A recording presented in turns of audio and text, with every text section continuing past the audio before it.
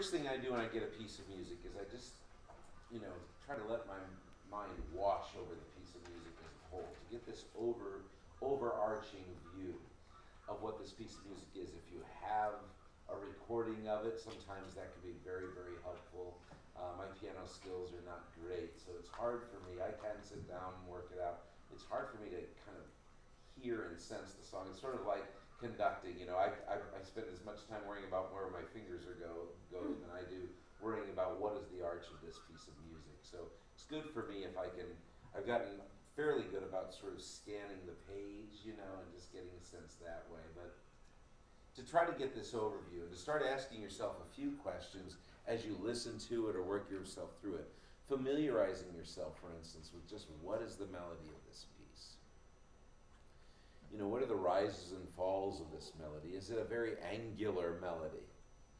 Or is it a very sort of fluid, lyrical melody? So if I were going to connect the dots, does the landscape look sort of like this, or does it look very jagged?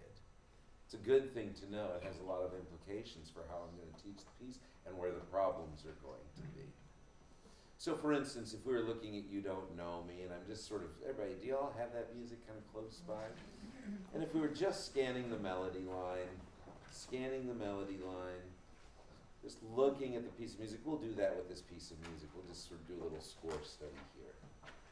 Just kind of look at the first 16 bars, that first page or whatever, and just tell me, after you've had a chance, your impressions of the melody. Is it largely stepwise motion? Is there a lot, or are there a lot of leaps, or is it a good combination of both, or whatever?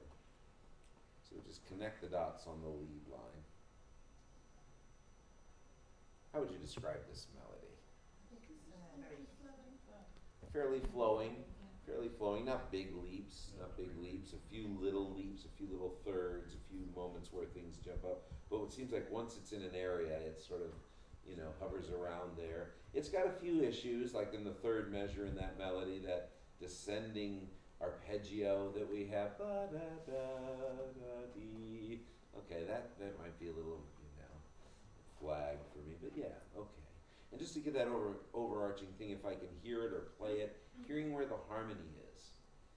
And always thinking about where is the high point, where's the climax, where is this piece going to? I always ask myself that question whenever I'm studying. As I go along, where is the high point to this? Usually the high point is somewhere near the end.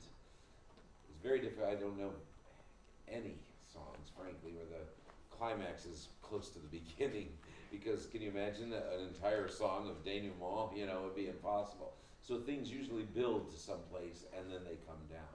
Sometimes I find that the climax can be the very last chord. If it's one of these big high tags, or it can be the last chord, and the denouement is what happens after you finish singing, that moment of just exhaustion at the end of it all.